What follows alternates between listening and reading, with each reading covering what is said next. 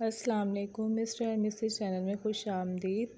आज मैं आपके लिए लेके आई हूँ आलू के पकोड़े बनाने का तरीका, जो बहुत ही आसान और मज़े के बनते हैं।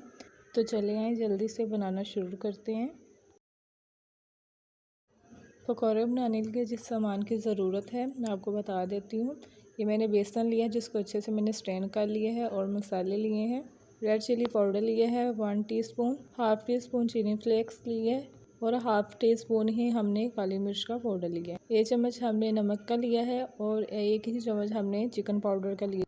1 टेबल स्पून हमने ज़ीरा लिया है, और 1 टीस्पून हमने खुश्क धनिया का पाउडर लिया है, और 4 चुटकी हमने फूड कलर लिया है। अगर आपको ज़्यादा कलर अच्छा लगता है तो आप ज़्यादा भी डाल सकते हैं। हमने नॉर्मल साइज़ के आलू लिए हैं 3, जिसको हमने ब्रेक कट कर लिया है, और 1 हमने प्याज लिया है बड़े साइज़ का, और ये पालक लिया है जिसको हमने काट लिया है। 1 बाउल लिया है जिसमें हम कटे हुए प्याज और आलू डाल देंगे।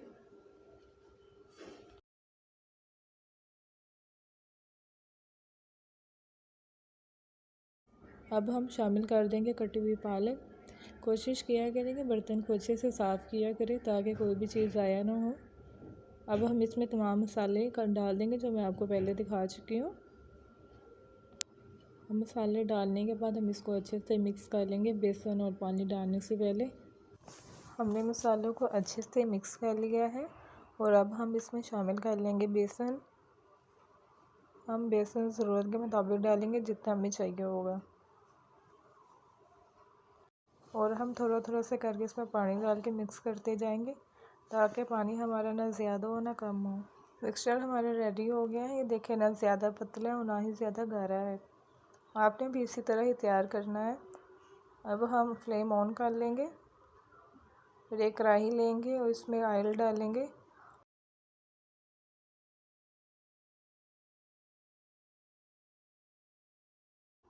ऑयल डालने के बाद हम इसको गर्म होने देंगे अच्छे से, ताकि जो हमारे पकौड़े अच्छे से फ्राई और क्रिस्पी बने।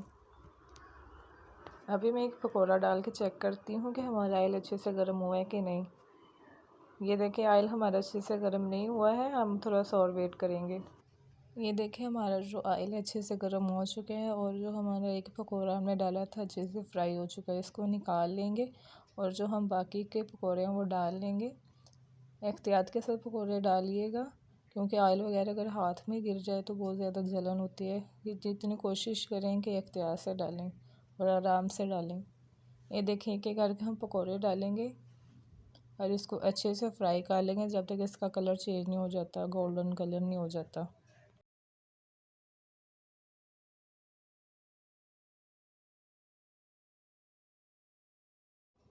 ये देखिए, पकौड़ों का कलर चेंज होना शुरू हो गया, गोल्डन फ्राई हो चुके हैं। ये देखें, अभी हम थोड़ी सी देर और पकाएंगे ताकि इनका कलर और अच्छे से आ जाए। ये देखिए, अच्छे सा गोल्डन सा कलर आ गया हुआ है। अब हम इनको निकाल लेंगे, और हम बाकी के अपने पकौड़े फ्राई कर लेंगे।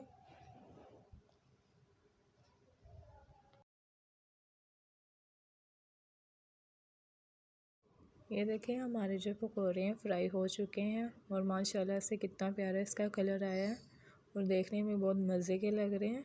अभी हम इनको निकाल लेते हैं, मैं आपको निकाल के दिखाती हूँ।